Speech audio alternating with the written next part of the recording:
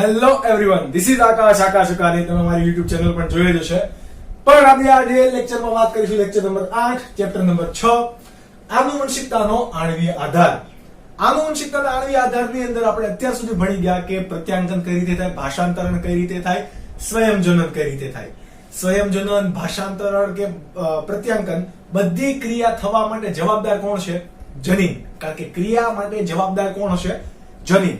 તો આ જનીનનું અભિવ્યક્તિ થાય એના પર પણ કોઈ નિયંત્રણ કરતું હોય, જનીનના અભિવ્યક્તિ પર પણ નિયંત્રણ થતું હોય. એટલા માટે આજનો ટોપિક ભણવાનો જે છે એ કયો છે? જનીન અભિવ્યક્તિનું નિયંત્રણ. કોને કહેવાશે જનીન અભિવ્યક્તિનું નિયંત્રણ અને શા માટે થવું જોઈએ? ચલો એક વસ્તુ તમે સમજો કે દરેક જનીનનું મોટા ભાગે કાર્ય શું હોય? પ્રોટીનનું નિર્માણ કરવું, જેમ કે ઉત્સેચક, અંતઃસ્રાવ, આ બધા હકીકતમાં છે તો શું? પ્રોટીન. તો મોટા ભાગના જનીનનું કાર્ય શું હશે? જનીનનું મુખ્ય કાર્ય કયું હશે? મોટા ભાગે પ્રોટીનનું નિર્માણ કરવું. આ કિસ્સાની અંદર આપણે લઈશું એટલા માટે. હવે દરેક જનીન, આપણને ખ્યાલ છે કે કોષની અંદર રંગસૂત્રોની સંખ્યા બધા જ કોષમાં કેવી હોય? સમાન. પ્રકાર પણ કેવા હોય? સમાન. તો દરેક કોષની અંદર જનીન પણ કેવું હશે? સમાન. દરેક કોષની અંદર તમે ગાલના કોષ લઈ લ્યો, ચામડીના કોષ લઈ લ્યો, પછી શુક્રકોષ લઈ લ્યો, અંડકોષ લઈ લ્યો, બરાબર, સ્વાદુપિંડના કોષ લઈ લો, યકૃતના કોષ લઈ લો, બધાની અંદર કોષમાં જનીનનું બંધારણ કેવું હશે? સમાન જ હશે. પરંતુ અમુક જનીનને જ્યાં સ્વાદુપિંડમાં જ અભિવ્યક્ત થવાનું છે તો સ્વાદુપિંડમાં જ થશે. અમુક જનીનને યકૃતમાં અભિવ્યક્ત થવાનું છે તો અભિવ્યક્ત ત્યાં જ થશે. સમજ પડે? તો દરેક જનીન જીવનના દરેક કાળમાં બધી જગ્યાએ અભિવ્યક્ત થતા નથી. એનું ચોક્કસ કાર્ય પ્રમાણે એ અભિવ્યક્ત થશે. તો જે જનીનનું કાર્ય છે એ અભિવ્યક્ત થાય અને બીજા જનીનને અભિવ્યક્ત થતા રોકવાનું છે ને, તો એના માટે આપણે શું જોઈએ? જનીન અભિવ્યક્તિનું નિયંત્રણ થતું હોવું જોઈએ. જેમ કે સમજી લો કે કોઈ નાનું બીજ છે, તમે અત્યારે ખેતીની સિઝન છે એટલે ઘઉં વાવો છો અથવા તો કોઈ પણ ગુલાબ વાવો છો કે કોઈ પણ કપાસ વાવો છો, કઈ પણ તમે વાવો છો, એનું તમે બીજ રોપો છો. તો બીજાંકુરણ થવા માટે જે પ્રોટીન, જે ઉત્સેચક, જે અંતઃસ્રાવ, જે કોઈ પણ જવાબદાર હશે એ ક્યાંથી બનશે? જનીનમાંથી. કે નહીં? હવે એ બીજાંકુરણ દરમિયાન જે પ્રોટીન જવાબદાર છે, જે અંતઃસ્રાવ, જે ઉત્સેચક જવાબદાર છે, એ જ્યારે વૃદ્ધિ પામી જાય અને પુષ્પ સર્જન થવાનું હોય, માનો કે કપાસ હોય તો કપાસનું ફૂલ ખીલવાનું છે, તો એ સમયે ઉત્સેચક જરૂરી છે, અંતઃસ્રાવ જરૂરી છે, પ્રોટીન જરૂરી છે? તો કે નહીં. તો એ ચોક્કસ કાળ દરમિયાન જ જરૂરી છે, બીજા કોઈ સમયે જરૂરી છે નહીં. તો જે સમયે જેની જરૂરિયાત છે એને અભિવ્યક્ત થવું અને પ્રોડક્ટ બનાવવી, એને આપણે શું કહેવાશે? જનીન અભિવ્યક્તિનું નિયંત્રણ. અને એ જ સમયે બીજા બધા જનીનોને શું કહેવાનું? ભાઈ ચૂપ રહે, તારું હજુ કામ નથી. ઓકે, તો એટલા માટે આપણે ભણીશું જનીન અભિવ્યક્તિનું નિયંત્રણ. હવે જનીન અભિવ્યક્તિનું નિયંત્રણ કયા સજીવની અંદર થાય? તો કે આદિકોષ કેન્દ્રી અને સુકોષ કેન્દ્રી બંને. કોની અંદર? આદિકોષ કેન્દ્રીય સજીવને આપણે શું કહીશું? પ્રોકેરિયોટિક. ઓકે, અને બીજા કયા હોય? સુકોષ કેન્દ્રી. સુકોષ કેન્દ્રી હોય એને શું કહેવાય? યુકેરિયોટિક. હવે જનીન અભિવ્યક્તિનું તમને ખ્યાલ છે કે જેમ સજીવની જટિલતા વધે એમ અભિવ્યક્તિ પણ કેવી થાય? વધે. તો આ બે પૈકી કયા સજીવો વધારે જટિલ છે? સુકોષ કેન્દ્રી સજીવો વધારે જટિલ છે. તો આ યુકેરિયોટિક અથવા તો સુકોષ કેન્દ્રી સજીવની અંદર જનીન અભિવ્યક્તિ કેવું હોય છે? વધારે પડતું અઘરું, જટિલ હોય છે. એટલે એને સમજવામાં વાર લાગે. કઈ રીતે જટિલ હોય? તો તમે સિમ્પલ પ્રત્યાંકનની પ્રક્રિયા લો. ચલો, સિમ્પલ પ્રત્યાંકનની પ્રક્રિયા હોય તો પહેલા તો શું થાય? પ્રત્યાંકન અનુલેખન. શું થાય? પ્રત્યાંકન અનુલેખન એટલે કે પ્રત્યાંકનની ક્રિયા થશે. એટલે ડીએનએ માંથી સૌથી પહેલા શું બન્યું? mRNA બન્યું. હવે આ mRNA ક્યાં આવશે? સ્થળાંતરણ થઈને કોષ રસમાં. જ્યારે અહીંયા આદિકોષ કેન્દ્રીય હોય તો એમાં કોષ કેન્દ્ર છે જ નહીં, તો એમાં સ્થળાંતરણ થવાની જરૂરિયાત છે નહીં. તો એની જટિલતા કેવી થઈ ગઈ? ઓછી. અહીંયા શું થશે? હવે mRNA નું સ્થળાંતરણ હવે mRNA નું સ્થળાંતરણ થાય પછી શું થાય તો કે કોષરસમાં એ રિબોઝોમ સાથે જોડાશે અને શું બનાવે તો કે ભાષાંતરણ કરશે. ભાષાંતરણ થાય એમાં પણ શું થવું જોઈએ? અભિવ્યક્તિ થવી જોઈએ. તો આ પ્રક્રિયા સામાન્યપણે કેવી છે? જટિલ છે. અને છેલ્લે ચોથા તબક્કામાં શું થશે? પ્રોટીનનું નિર્માણ થશે. ઓકે, જ્યારે આદિકોષ કેન્દ્રીય સજીવની અંદર કેવી છે આ પ્રક્રિયા? વધારે સરળ. ઓકે, હજુ એક આપણે એક ઉદાહરણ લઈએ આદિકોષ કેન્દ્રની અંદર. માનો કે આદિકોષ કેન્દ્રીય બેક્ટેરિયાની અંદર ઈ કોલાઈ બેક્ટેરિયા છે આપણા. કયા? ઈ કોલાઈ બેક્ટેરિયા. ઈ કોલાઈ બેક્ટેરિયાની અંદર લેક્ટોઝ શર્કરાનું પાચન કરવા માટે કયો ઉત્સેચક વપરાય છે? તો કે બીટા ગેલેક્ટોસાઇડેઝ. કયો? લેક્ટોઝ શર્કરાનું પાચન કરવા બીટા ગેલેક્ટોસાઇડેઝ ઉત્સેચક વપરાય કે જે લેક્ટોઝને ગ્લુકોઝ પ્લસ ગેલેક્ટોઝમાં કન્વર્ટ કરશે. હવે ગ્લુકોઝ અને ગેલેક્ટોઝ છે તો એ શું છે? શક્તિના સ્ત્રોત તરીકે વર્તે. કોના તરીકે? શક્તિના સ્ત્રોત તરીકે. જેમ કે આપણે ખાઈએ છીએ ગ્લાયકોજન. ગ્લુકોઝ નથી ખાતા, આપણે શું ખાઈએ છીએ? ગ્લાયકોજન. પરંતુ એનું પાચન થઈને મળતો ગ્લુકોઝ એ શક્તિના સ્ત્રોત તરીકે વર્તે છે. એવી રીતે વનસ્પતિની અંદર શું હોય? સ્ટાર્ચ હોય. એ સ્ટાર્ચ શક્તિના સ્ત્રોત તરીકે નથી વર્તતું. કોણ વર્તે છે? ગ્લુકોઝ. કારણ કે તમે ચેપ્ટર નંબર 13 અને 14 ની અંદર પ્રકાશ સંશ્લેષણ અને પ્રકાશ શ્વસનમાં ભણી ગયા કે અંતિમ નિપજ તરીકે ગ્લુકોઝ હશે. આ ગ્લુકોઝનું વિઘટન થઈને તમને શું મળવાનું છે? તો કે એટીપી મળવાના છે અને આ એટીપી એ ઉર્જાના સ્ત્રોત તરીકે વર્તે. આ બધી થઈ ગઈ સિમ્પલ માહિતી. પણ જો ઈ કોલાઈ બેક્ટેરિયાની અંદર લેક્ટોઝ જ નહીં હોય તો બીટા ગેલેક્ટોસાઇડેઝ નું કોઈ કામ છે? તો કે નહીં. જો લેક્ટોઝ છે તો બીટા ગેલેક્ટોસાઇડેઝ તો હોવું જોઈએ. તો જ્યારે લેક્ટોઝ નથી ત્યારે બીટા ગેલેક્ટોસાઇડેઝ ઉત્પન્ન કરતું જનીનને અભિવ્યક્ત થવાનું નથી. પરંતુ જ્યારે લેક્ટોઝ છે ત્યારે બીટા ગેલેક્ટોસાઇડેઝ નું જે જનીન છે એ અભિવ્યક્ત થવું જોઈએ અને બીટા ગેલેક્ટોસાઇડેઝ નું નિર્માણ કરતું હોવું જોઈએ. તો એક જ કન્ડિશનમાં ક્યારે અભિવ્યક્ત થવું અને ક્યારે અભિવ્યક્ત ના થવું આ સમજી શકાય. ઓકે, તો આ વાત થઈ ગઈ તમારા કોના? ઈ કોલાઈ બેક્ટેરિયાની. હવે આપણા સજીવ, આપણને ખબર છે કે સજીવ શરીરની અંદર ભ્રૂણનો વિકાસ થાય. આપણો વિકાસ પણ હોય તો પહેલા આપણે શું બનીએ? ભ્રૂણ. ત્યારબાદ આપણું શું થાય? વિકાસ. એટલે કે ભ્રૂણના કોષોની અંદર આપણે પહેલા એવું કહી દઈએ વૃદ્ધિ થાય, પછી વિભેદન થાય. તો આ બધું કઈ એક જ જનીનના આધારે થતું હશે? તો કે નહીં. એક જનીન નહીં, જનીનોના સમૂહને કારણે થાય. કોઈ પણ એક પ્રક્રિયા એક જનીનને આધારે થતી નથી. આ ભ્રૂણમાંથી વિભેદન બનવાની પ્રક્રિયા એક જનીનને આધારે ન થઈ શકે. એ જનીનોના સમૂહ વડે થાય. એક કરતા વધારે જનીનો અહીંયા સંકળાયેલા હોય, પરંતુ દરેક તબક્કે અલગ અલગ. જેમ કે ભ્રૂણમાંથી વૃદ્ધિ દરમિયાન કોઈક જનીન અલગ હશે અને વૃદ્ધિમાંથી વિભેદન કરવા માટે જવાબદાર જનીન અલગ હશે. તો આ અલગ અલગ જનીનોનો સમૂહ થયો. ઓકે, આ વસ્તુ તમે નોટ ડાઉન કરી લો, કારણ કે હવે આપણે કરી દઈશું ઇરેઝ. ચલો, જનીનનું અભિવ્યક્તિનું નિયંત્રણ થાય તો આ અભિવ્યક્તિ નિયંત્રણ થાય કઈ રીતે એ પણ આપણે જોઈ લઈએ. સિમ્પલી આપણે એક જનીન દોરી દઈએ. આ દોરી દીધું આપણે જનીન. જનીન બોલે તો ડીએનએ નો કોઈ ટુકડો. ડીએનએ નો ટુકડો આ બાજુ 5' હશે તો આ બાજુ 3' આ બાજુ 5' અને આ બાજુ 3'.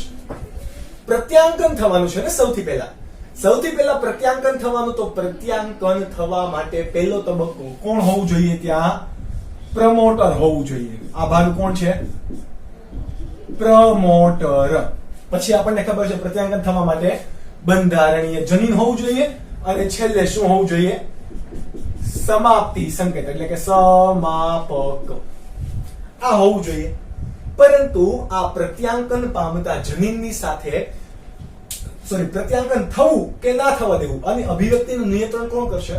પ્રત્યાંકનના જનીન સાથે એક પ્રોટીન હોય અથવા તો જનીન હોય કે જેને આપણે નિયામકી પ્રોટીન કહીએ છીએ. શું કહીએ? નિયામકી પ્રોટીન. નિયામકી પ્રોટીન એટલે કે રેગ્યુલેટરી પ્રોટીન કે જે રેગ્યુલેટ કરશે કોને ક્યારે અભિવ્યક્ત થવું અને કોને ક્યારે અટકાવવું એ બાબતે. ચલો, આ નિયામકી જનીન ક્યાં હશે? તો એની બાજુમાં, એટલે કે પ્રમોટર સ્થાનની બાજુમાં શું આવેલું હોય? આપણે અહીંયા લખી દઈએ નિયામકી જનીન. હવે આ નિયામકી જનીન છે અથવા તો નિયામકી પ્રોટીન જે છે એ બે કાર્યો કરશે અને બે રચના પણ રચશે, એક સકારાત્મક અને એક નકારાત્મક. કયા કયા? સકારાત્મક અને બીજું હશે એ કયું હશે? નકારાત્મક. ઓકે, સકારાત્મક હશે એ ભાગ કયો? તો કે એને આપણે કહીશું રચનાત્મક જનીન, અને જે બીજો ભાગ છે એને આપણે શું કહીશું? તો કે નિગ્રાહક પ્રોટીન અથવા તો જનીન આપણે એને કહીશું. ઓકે, કારણ કે જનીનમાંથી શું બનવાનું છે? પ્રોટીન બનવાનું છે, એટલા માટે નિગ્રાહક ભાગ અને રચનાત્મક ભાગ. હવે બંનેના કાર્યો કેવા છે? અલગ અલગ. કયા કયા કાર્યો છે એ પણ આપણે નોટ ડાઉન કરી લઈએ. રચનાત્મક જનીન એ સકારાત્મક કાર્ય કરશે, એટલે કે પ્રત્યાંકન થવા દેશે. પ્રત્યાંકન થવા દેશે. ક્યારે પ્રત્યાંકન થવા દે? જ્યારે જરૂરિયાત છે ત્યારે જ. બાકી એને અટકાવશે. કોણ અટકાવશે? નિગ્રાહક પ્રોટીન.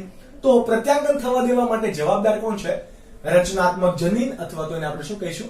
સકારાત્મક જનીન. ચલો, પ્રત્યાંકન થવા દે છે એટલે કે યોગ્ય સમયે જરૂરી જનીનનું શું થવા દેશે? નિર્માણ કરે છે. સોરી, જનીન પ્રોટીનનું નિર્માણ કરે. અને પ્રોટીનનું નિર્માણ કોણ કરશે? જનીન અભિવ્યક્તિ થવા દેશે. જનીન અભિવ્યક્તિ માટે કેવું છે? પોઝિટિવ. જ્યારે નિગ્રાહક પ્રોટીન છે, નિગ્રાહક પ્રોટીન ભાઈ અલગ અલગ વસ્તુ, ભાઈ થોડોક ડેન્જર છે. કેમ? તો કે પ્રત્યાંકન થવા દેતા નથી. એટલે કે પ્રત્યાંકન શું કરશે? અટકાવશે. કોણ અટકાવશે? નકારાત્મક ભાગ. આપણે એના નામ ઉપરથી જોઈ લઈએ, નકારાત્મક છે.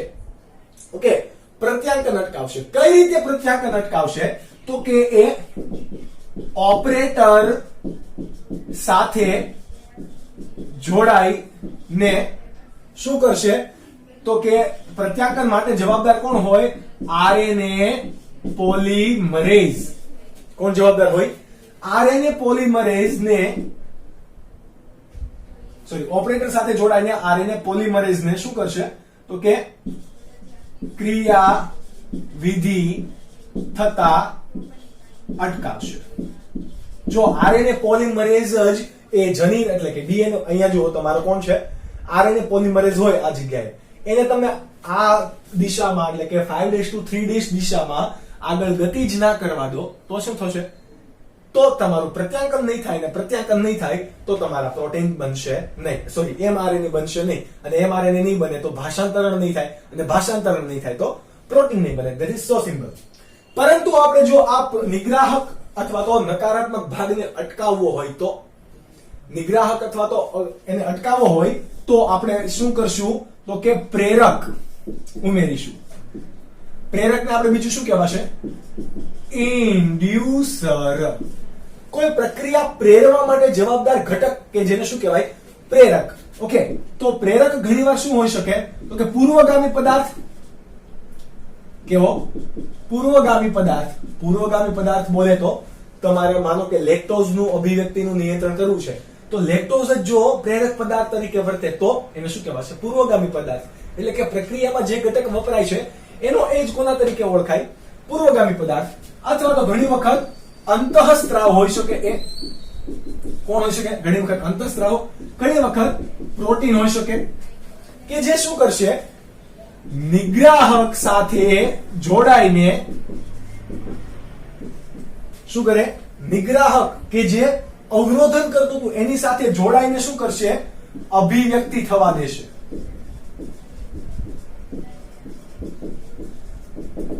શું કરશે? અભિવ્યક્તિ થવા દેશે. એટલા માટે એ પ્રેરકનું કામ શું હશે? સ્વિચ ઓન કરવાનું, અને બીજું કામ હશે સ્વિચ ઓફ કરવાનું. અભિવ્યક્તિનું નિયંત્રણ થવા દેવું કે ના થવા દેવું એનું કામ કોણ કરશે? સ્વિચ ઓન ઓફ, એટલે કે પ્રેરક પદાર્થ. ઓકે, એ કામ શું કરે? તો કે નિગ્રાહક સાથે જોડાય. સપોઝ કે આવો કોઈ નિગ્રાહક પદાર્થ છે, તો પ્રેરક પદાર્થ કેવો છે? તો પૂરક. આ કયો છે? પ્રેરક પદાર્થ. આ કેવો છે? નિગ્રાહક. આ નિગ્રાહક જો અહીંયા જોડાયેલો હોય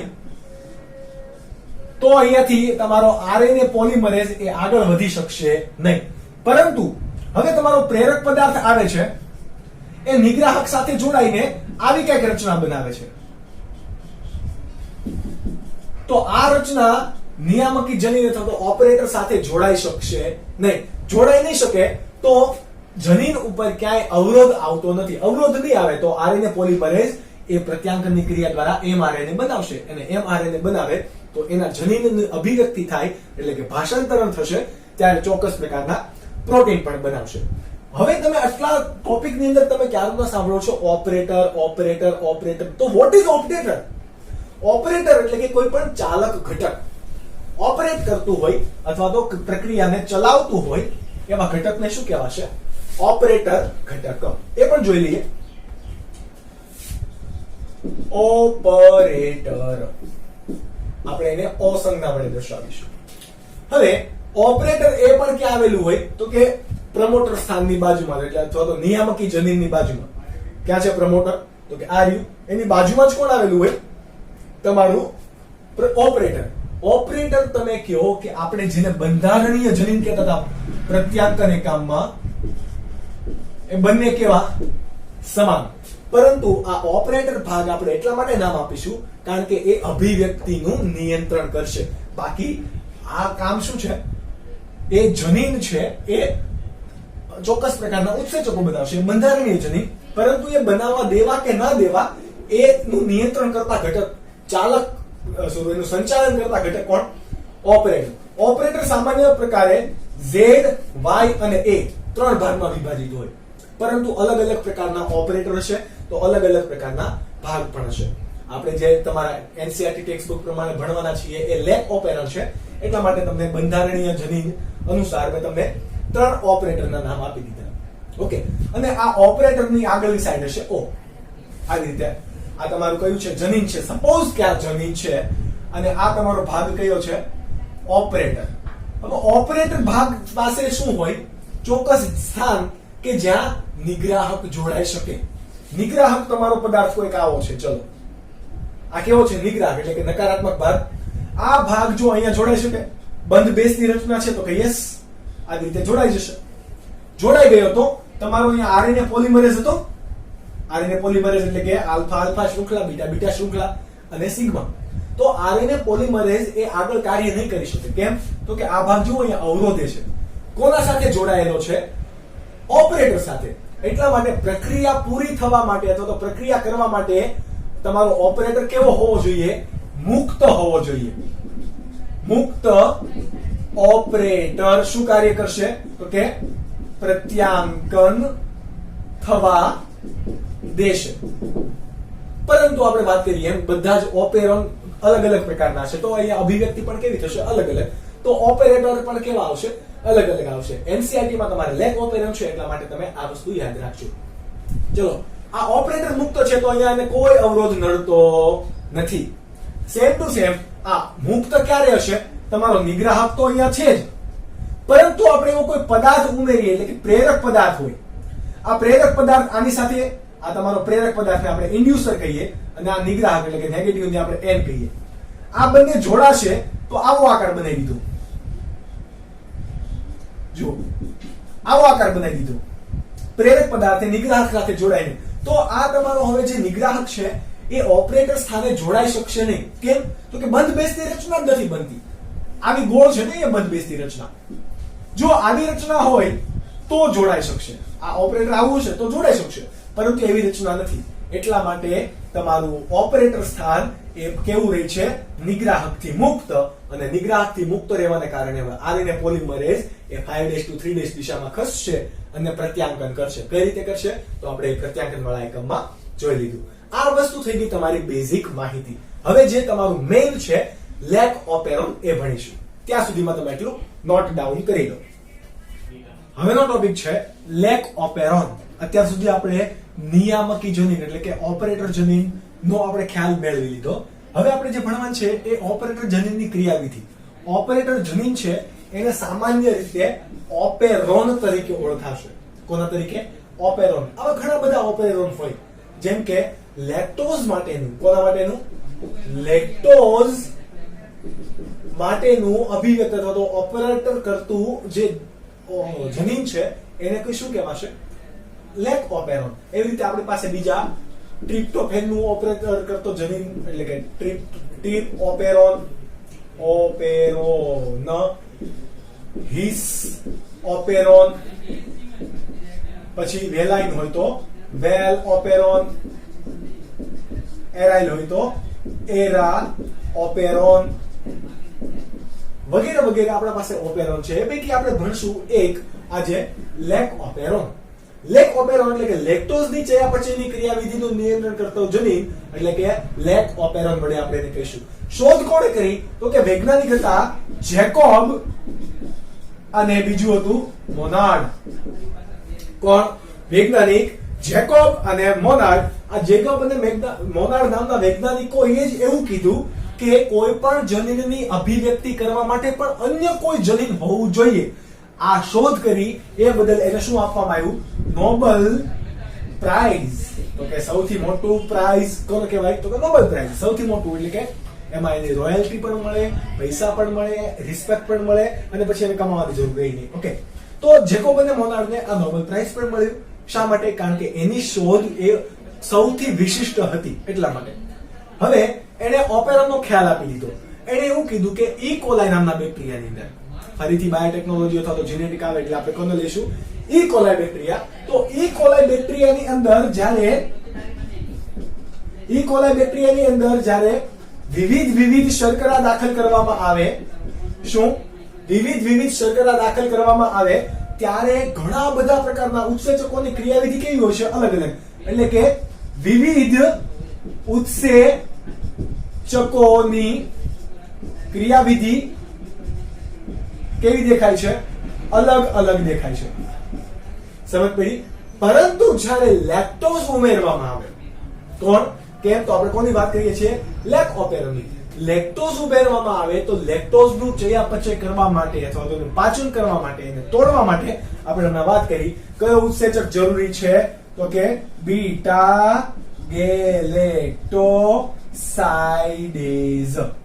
આ ઉત્સેચક જરૂરી છે. પરંતુ આ ઓપેરોન દ્વારા ખબર પડી કે બીટા ગેલેક્ટોસાઇડેઝ જ નહીં, પરંતુ 3 ઉત્સેચકો અહીંયા જરૂરી છે. કયા કયા? તો કે અહીંયા લખી દઉં, બીટા ગેલેક્ટોસાઇડેઝ, પછી પરમિએઝ અને ત્રીજો છે એ છે ટ્રાન્સ એસિટાઇલેઝ. એટલે કે લેક્ટોઝ નું ચયાપચય કરવા માટે ઈ કોલાઈ ની અંદર ફક્ત બીટા ગેલેક્ટોસાઇડેઝ જ નહીં પરંતુ 3 વિવિધ ઉત્સેચકો બીટા ગેલેક્ટોસાઇડેઝ, પરમિએઝ અને ટ્રાન્સ એસિટાઇલેઝ આવેલા હોય. આ ક્યાં આવેલા હોય? તો કે જનીન ઉપર. જનીન તમારું કયું છે? તો કે ડીએનએ.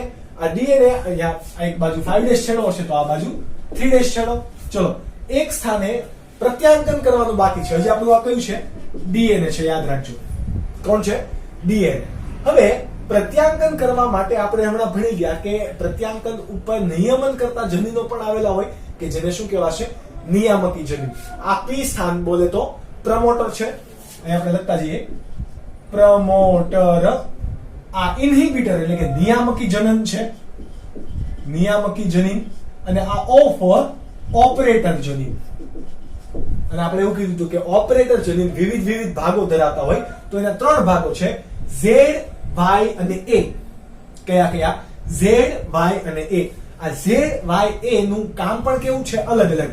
તો કે ઝેડ જનીન જે છે એ બીટા ગેલેક્ટોસાઇડેઝ ઉત્પન્ન કરશે. કયું? બીટા ગેલેક્ટોસાઇડેઝ. ત્યારબાદ વાય જનીન છે એ પરમિએઝ ઉત્પન્ન કરશે અને એ જનીન છે એ ટ્રાન્સ એસિટાઇલેઝ ઉત્સેચક ઉત્પન્ન કરશે. કદાચ જનીનમાં જો અહીંયાથી વિકૃતિ હોય આ ભાગેથી તો બીટા ગેલેક્ટોસાઇડેઝ જ ઉત્પન્ન થશે, આ બાજુના 2 ઉત્પન્ન થશે નહીં. અહીંયા વિકૃતિ છે તો ટ્રાન્સ એસિટાઇલેઝ ઉત્પન્ન નહીં થાય. એટલા માટે આ સળંગ ગોઠવાયેલા જનીનનો ક્રમાંક હશે. ઓકે, આ વાત થઈ ગઈ તમારી સિમ્પલ ઓપેરોનની.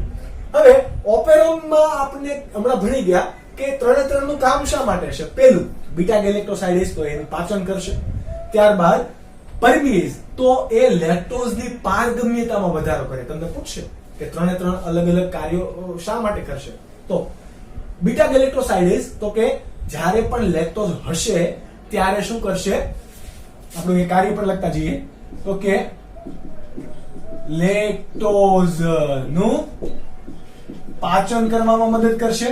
પરમિએઝ નું કાર્ય શું છે? લેક્ટોઝની પારગમ્યતામાં વધારો કરશે. પારગમ્યતામાં વધારો કરે. અને ટ્રાન્સ એસિટાઇલેઝ એ બીટા ગેલેક્ટોસાઇડેઝ માટે સહાયક છે. એટલે બીટા ગેલેક્ટોસાઇડેઝ ને કોના સહારાની જરૂર પડશે? ટ્રાન્સ એસિટાઇલેઝની. ત્યારે જ શું થશે? લેક્ટોઝનું પાચન થશે. એટલે કે આ કેવો ભાગ છે? સહાયક. સમજ પડી ગઈ? ઓકે, આ જનીનનું કાર્ય થઈ ગયું. હવે ક્યારે આ ત્રણેય ઉત્સેચ, જો કોણ છે? એઝ પ્રત્યય લાગ્યો છે, પૂર્વક સોરી પ્રત્યય. અહીંયા પણ એઝ અને અહીંયા પણ એઝ. એઝ એટલે કે આ ત્રણ તમારા કોણ છે? ઉત્સેચક. કોણ છે? ઉત્સેચક. ઉત્સેચક હંમેશા કોણ હોય? પ્રોટીન. પ્રોટીન કઈ પ્રક્રિયા દ્વારા બને? ભાષાંતરણ દ્વારા. અને ભાષાંતરણ કઈ પ્રક્રિયા દ્વારા બને? તો કે એના માટે કોણ હોવો જોઈએ? mRNA. અને mRNA ક્યાંથી બને? તો કે પ્રત્યાંકનથી.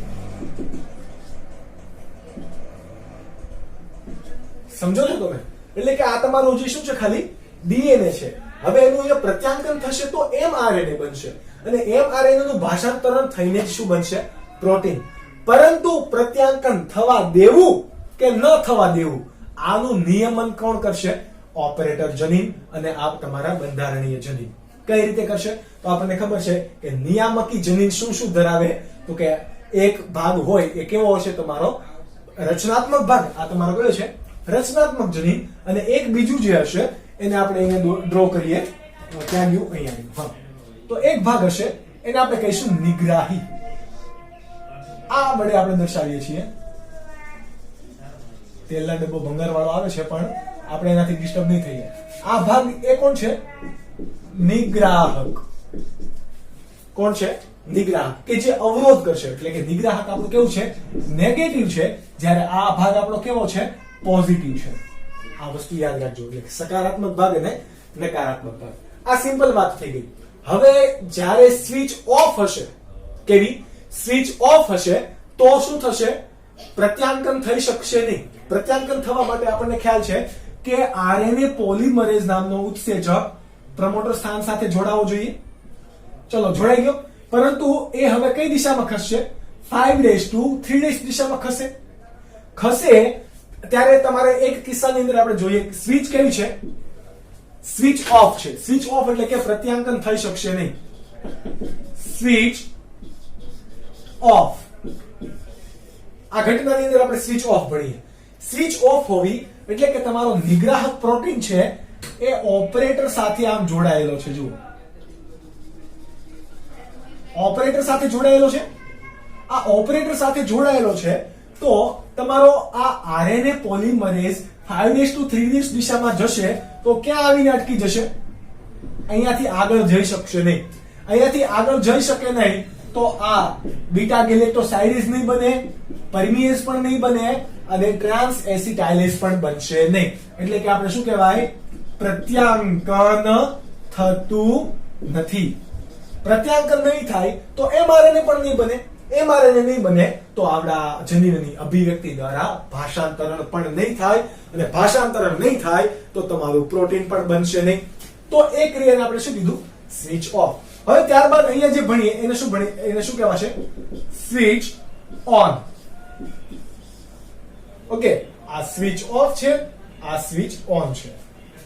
ઓકે, હવે તમારે સ્વિચ ઓન છે ત્યારે શું થશે? તો તમારો બીટા આરએનએ પોલિમરેઝ આપણે અહીંયા દોરી દઈએ. આ તમારો છે આરએનએ પોલિમરેઝ. કોના સાથે જોડાયેલો છે? પ્રમોટર સ્થાન જોડે. ચલો, હવે તમારો અહીંયા નિગ્રાહક પ્રોટીન હતો. સોરી, આ કોણ હતું? એવડો મોટો પણ નહોતો, નાનો હતો.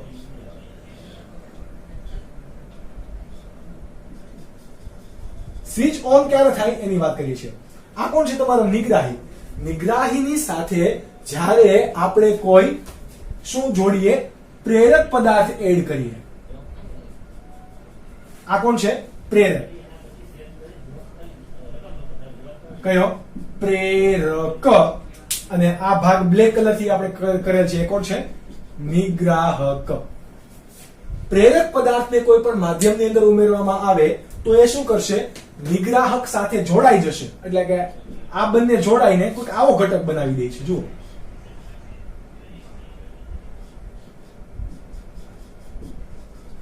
આવો કોઈ ઘટક બનાવી દીધો. નિગ્રાહક એકલું હોત તો અહીંયા જોડાઈ જાય તો સ્વિચ ઓફ થઈ જાય. પરંતુ કોઈ એવો ઘટક આપણે માધ્યમમાં એડ કર્યો કે હવે આપણે એનો નિગ્રાહક એનો આકાર ચેન્જ કરી દઈએ છે. પ્રેરક પ્લસ નિગ્રાહક અને આકાર કેવો બન્યો? આવો કઈ કલર. તો એને અહીંયા બંધ બેસતું છે નહીં, તો અહીંયા જઈ શકશે નહીં. અટકી ગયું?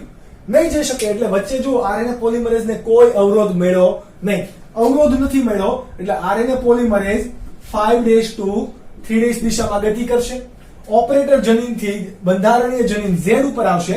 એટલે કે અહીંયા mRNA બનાવશે કે નહીં બનાવે? mRNA બનાવી દીધું. આ mRNA નો જે ભાગ છે એ શું કરશે? તો કે તમારા બીટા ગેલેક્ટોસાઇડેઝ,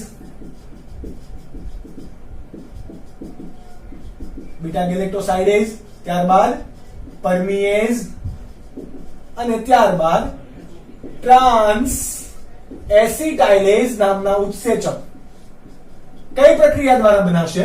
તો કે ભાષાંતરણની પ્રક્રિયા દ્વારા બનાવે. ત્યાં સુધી બનાવશે નહીં. પરંતુ આ ફક્ત ક્યારે પોસિબલ છે? જ્યારે આપણે પ્રેરક પદાર્થ એડ કરીએ ત્યારે. હવે ઘણીવાર પ્રેરક પદાર્થ કોણ હોઈ શકે? આપણે હમણાં જોયું, કોઈ અંતઃસ્ત્રાવ હોઈ શકે અથવા તો કોઈ પૂર્વગ્રાહી પદાર્થ હોઈ શકે. અહીંયા આપણે પૂર્વગ્રાહી પદાર્થ એટલે કે પ્રેરક તરીકે કોણ હશે? તો કે લેક્ટોઝ હોઈ શકે. ચલો વિચારીએ. માનો કે આ લેક્ટોઝ હશે તો લેક્ટોઝ કોના સાથે જોડાઈ ગયો? નિગ્રાહક સાથે જોડાઈ ગયો. એટલા માટે હવે અભિવ્યક્ત થશે. સમજ પડી? લેક્ટોઝ એ નિગ્રાહક સાથે જોડાઈ ગયો એટલા માટે હવે અભિવ્યક્ત થશે. એનો મતલબ કે જ્યારે માધ્યમમાં લેક્ટોઝની હાજરી હશે તો જ બીટા ગેલેક્ટોસાઇડેઝ બનશે. જો જ્યારે માધ્યમમાં લેક્ટોઝની હાજરી છે તો જ બીટા ગેલેક્ટોસાઇડેઝ બનશે અને તો જ એ લેક્ટોઝ શું થશે? પાચન પામશે. ઓકે, હવે આ માધ્યમની અંદર જો સ્વિચ ઓફ ની અંદર ગેલેક્ટોસાઇડ છે જ સોરી લેક્ટોઝ શર્કરા જ નથી. લેક્ટોઝ શર્કરા નથી તો બીટા ગેલેક્ટોસાઇડેઝ નું ભાઈ શું કામ? કઈ કામ છે? નથી કામ. એટલા માટે અહીંયા કોઈ ઉત્સેચક પણ ઉત્પન્ન નહીં થાય. બરાબર? તો આ એક કન્ડિશન યાદ રાખજો. સ્વિચ ઓફ લેક ઓપેરોન માં હોય ત્યારે કોઈ પ્રેરક પદાર્થ છે નહીં, એટલે કે કોઈ માધ્યમ છે નહીં. અહીંયા તમારો પૂર્વગામી છે. પૂર્વગામી પદાર્થ એ જ તમારો પ્રેરક તરીકે વર્તે છે. તો આને કેવું કહેવાશે? નિગ્રાહી નિયંત્રક. કેવું કહેવાશે? નિગ્રાહી નિયંત્રક. એટલે કે કોઈક નિયંત્રણ કોણે કર્યું? તો કે નિગ્રાહી પદાર્થ દ્વારા નિયંત્રણ થયું. એટલા માટે શું કહેવાશે? નિગ્રાહી. આ તમારો એક કિસ્સો થયો. હવે ઘણા કિસ્સાની અંદર શું હશે? તો કે જ્યારે સ્વિચ ઓન ક્યારે હોય? તો કે પ્રેરક આ પ્રકારની ઘટના હશે તો સ્વિચ ઓન હશે અને આ પ્રકારની ઘટના હશે તો સ્વિચ ઓફ હશે. ઘણા બધા આમાં પ્રકાર પણ હશે. જેવી રીતે ટ્રીપ, હિસ, બેલ અને એરા ઓપેરોન કામ કરશે. તો બધાની ક્રિયાવિધિ કેવી છે? અલગ અલગ. પરંતુ તમને એનસીઆરટી માં કઈ ક્રિયાવિધિ આપેલ છે? ફક્ત એક જ, કે જે છે તમારી લેક ઓપેરોન. આ વસ્તુ તમે નોટ ડાઉન કરી લો, લખી લો અને આ ચેપ્ટર માંથી આ ટોપિક માંથી પર્ટિક્યુલરલી ઘણા બધા એમસીક્યુ પૂછાય છે. ત્યારબાદનું એક ઓપેરોન આપણે જે એક્સ્ટ્રા ભણવાના છે નીટ માટે. નીટ માટે એટલે કે આપણે બીજા પર કઈ રીતે ક્રિયાવિધિ થાય ઓપેરોનની એ પણ સમજી લઈએ. તો જે છે ઓપેરોન એ આપણું કયું છે?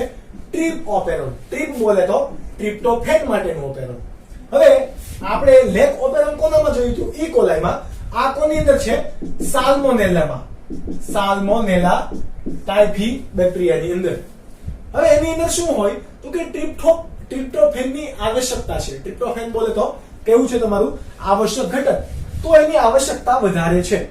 જ્યારે ટ્રિપ્ટોફેનની આવશ્યકતા અને જરૂરત બંને વધારે છે ત્યારે ટ્રિપ્ટોફેનનું સંશ્લેષણ થવું જોઈએ. પરંતુ ટ્રિપ્ટોફેન આપણી પાસે ઓલરેડી છે તો સંશ્લેષણ થવું જોઈએ નહીં. એના માટેનો કિસ્સો જોઈએ તો ટ્રિપ્ટોફેન ઓપેરોન એ આ પ્રકારનું છે કે જે લેક ઓપેરોન થી કેવું હતું? અલગ. અહીંયા જુઓ, પ્રમોટરની સાથે જ કોણ જોડાયેલું છે? ઓપરેટર. આ તમારો પી ભાગ છે. આ ભાગ તમારો કયો છે? પી ભાગ અને આ રેડ કલર થી જે ડાર્ક ડિઝાઇન છે એ કેવો છે ઓપરેટર ભાગ અને આ ભાગ તમારો કેવો છે બંધારણીય જનીન કે જે 1 2 3 4 5 એટલે કે 5 ઘટકોથી શું બનવાનું છે તમારો ટ્રિપ્ટોફેન બનવાનો છે ઓકે આ તમારો હકીકતમાં કોણ હોય ડીએનએ હોય કે જેમાંથી એમઆરએનએ બનશે અને એમઆરએનએ નું ભાષાંતરણ થઈને પ્રોટીન બનવાનું છે અથવા તો જે કોઈ પણ ઘટક છે ટ્રિપ્ટોફેન એટલે કે અમીનો એસિડ એ તમારો સંશ્લેષણ અભિવ્યક્ત પામવાનો છે હવે આ ખ્યાલ આપણે તો લઈ લીધો પરંતુ ટ્રિપ્ટોફેન આપણા પાસે ઓલરેડી છે તો બનવાની જરૂર છે નહીં અને આપણા પાસે ટ્રિપ્ટોફેન નથી તો બનવાની જરૂર છે કઈ રીતે ક્રિયાવિધિ થશે આપણે પહેલા જોઈએ સ્વિચ ઓન બોલે તો ટ્રિપ્ટોફેન નું સંશ્લેષણ થવું જોઈએ ટ્રિપ્ટોફેન અહીંયા કોના તરીકે વર્તશે એ તમને યાદ કરાવી દો તો કે ટ્રિપ્ટોફેન જ કોના તરીકે વર્તશે પ્રેરક તરીકે જેવી રીતે ત્યાં લેક્ટોઝ વર્તતો હતો ઓપેરોન ની અંદર અહીંયા કોણ વર્તે છે પ્રેરક પરંતુ બંનેના કામ અલગ અલગ છે હવે આપણા પાસે પ્રેરક છે નહીં એટલે કે ટ્રિપ્ટોફેન ની આપણે જરૂર છે ત્યાં લેક્ટોઝ ના ચયાપચય માટે ઉત્સેચકની જરૂર હતી અહીં આપણે ખુદ ટ્રિપ્ટોફેન ની જરૂર છે તો એના માટેની ક્રિયાવિધિ છે તો આ માધ્યમની અંદર જુઓ આ પહેલા કિસ્સાની અંદર આપણી પાસે પ્રેરક પદાર્થ એટલે કે ટ્રિપ્ટોફેન છે નહીં એટલે કે બનવું જોઈએ ટ્રિપ્ટોફેન ની આવશ્યકતા છે તો એનો ઓપરેટર જનીન જુઓ એના પાસેની જગ્યા જુઓ અલગ પ્રકારની છે અને આ તમારો કોણ છે નિગ્રાહક અણુ આ નિગ્રાહક અણુ એ ઓપરેટર સાથે જોડાઈ શકશે નહીં કેમ તો કે એકબીજાને બંધ બેસતા નથી એટલા માટે તમારો અહીંયા આરએનએ પોલિમરેઝ ઉત્સેચક હશે એ 5:3 દિશામાં વહન કરીને એમઆરએનએ બનાવશે કેને બનાવે એમઆરએનએ કે જે હવે શાનું નિર્માણ કરશે ટ્રિપ્ટોફેન એટલે કે આ પ્રક્રિયા કેવી થઈ સ્વિચ ઓન કેવી થઈ ગઈ સ્વિચ ઓફ પ્રક્રિયાની વાત કરી ક્યારે સ્વિચ ઓફ થવી જોઈએ આપણા પાસે ઓલરેડી ભાઈ ટ્રિપ્ટોફેન છે જ તો હવે શાનું બનાવવું તો આ ટ્રિપ્ટોફેન જ કોના તરીકે વર્તે પ્રેરક પદાર્થ તરીકે વર્તશે ટ્રિપ્ટોફેન ની અંદર તો આ તમારું છે પ્રેરક પદાર્થ એટલે કે ટ્રિપ્ટોફેન અને આ છે તમારું નિગ્રાહક ટ્રિપ્ટોફેન એ નિગ્રાહક સાથે જોડાઈને જો આકારની અંદર ચેન્જ કરી દે છે ચેન્જ કેવો કરે છે તો કે આવો હવે આ ચેન્જ થયેલો આકાર ઓપરેટર સાથે બંધ બેસતો છે કે નહીં તો કે યસ બંધ બેસતો છે જુઓ છે તો અહીંયાથી તમારો આરએનએ પોલિમરેઝ છે એ આગળ નહીં વધી શકે કેમ તો કે સ્ટાર્ટિંગમાં જ બ્લોક આવી ગયું એટલે કે હવે અભિવ્યક્ત થઈ શકશે નહીં અભિવ્યક્ત નહીં થાય તો ટ્રિપ્ટોફેન બનશે નહીં તો આ પ્રક્રિયા કઈ થઈ તમારા સ્વિચ ઓફ ની તો સ્વિચ ઓન અને સ્વિચ ઓફ કઈ રીતે લેક્ટોઝ ઓપેરોન થી અથવા તો લેક ઓપેરોન થી અલગ અલગ છે એ તમને ખબર પડતી હોવી જોઈએ ત્યાં સ્વિચ ઓન ક્યારે હતી જ્યારે લેક્ટોઝ આપણા પાસે હતું તો કેવી હતી સ્વિચ ઓન લેક્ટોઝ છે તો બીટા ગેલેક્ટોસાઇડેઝ એને ઉત્સેચક પાચન માટે એ ઉત્સેચકની જરૂર છે ત્યારે કેવી હતી સ્વિચ ઓન જ્યારે અહીંયા હાજરી કોની છે ટ્રિપ્ટોફેનની છે ત્યારે સ્વિચ કેવી છે ઓફ તો બંને કેવા છે બંનેની ક્રિયાવિધિ એકબીજાથી અપોઝિટ છે ત્યારબાદ આપણે એક ટોપિક જોવાનો છે હાઉસકીપિંગ જનીન વોટ ઇઝ હાઉસકીપિંગ જનીન જોઈ લઈએ તો તમને ખ્યાલ છે કે આપણે જનીન અભિવ્યક્તિનું નિયંત્રણ શા માટે ભણીએ તો કે સાદુ પિંડના કોષ હોય તો એનું કામ શું હોય સાદુ રસનો સ્ત્રાવ કરવાનો યકૃતના કોષ હશે તો એનો યકૃત રસનો સ્ત્રાવ કરવાનો અને આ રસનો સ્ત્રાવ કરવા માટે પણ જવાબદાર કોણ હોય જનીન અને આપણને ખ્યાલ છે કે દરેક જનીન દરેક કોષમાં કેવું હશે સમાન પરંતુ અભિવ્યક્ત થાય કે અભિવ્યક્ત ના પણ થાય એના માટે આપણે ઓપેરોન ભણ્યા પરંતુ એવા કોઈ ઘટક છે કે શરીરમાં જેની દરેક કોષમાં આવશ્યકતા છે જેમ કે લિપિડ લિપિડ અથવા તો તમારું જે કોષરસ પટલના બંધારણની અંદર જે પ્રોટીન હોય છે એ પ્રોટીન બરાબર કયું કોષ રસ પટલીય પ્રોટીન આ તો દરેક કોષમાં હોવું જ જોઈએ કે ના હોવું જોઈએ ચલો દરેક કોષની અંદર હોવું જોઈએ એટલા માટે એવા જનીન ખાસ ધ્યાન રાખજો એવા જનીન કે જે દરેક કોષ ની આવશ્યકતા પૂરી કરવા માટે અભિવ્યક્ત થાય એને શું કહેવાશે? હાઉસકીપિંગ જનીન. જેમ કે આપણા ચામડીના કોષની અંદર જે લિપિડ માટે જવાબદાર જનીન છે એ અંતઃસ્ત્રાવ ઉત્પન્ન કરતા કોષની અંદર, થાઇરોઇડમાં કે પછી જઠરના કોષમાં, કોઈ પણ કોષ, શુક્રકોષની અંદર પણ અને અંડકોષની અંદર પણ એ જનીન તો હશે સમાન. હવે બધાની અંદર પ્રોટીન કે લિપિડનું બંધારણ હોવું જરૂરી છે.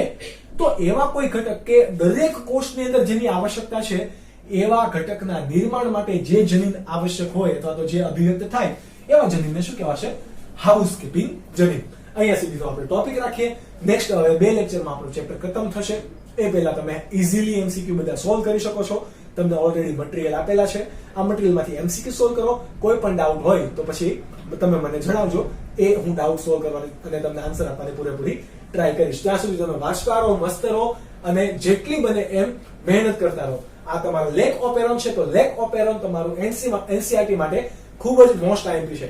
નેક્સ્ટ લેક્ચરની અંદર જોઈશું આપણે હ્યુમન જીનોમ પ્રોજેક્ટ અને ત્યારબાદ જોઈશું ડીએનએ ફિંગરપ્રિન્ટિંગ. ત્યાં સુધી bye bye and take care.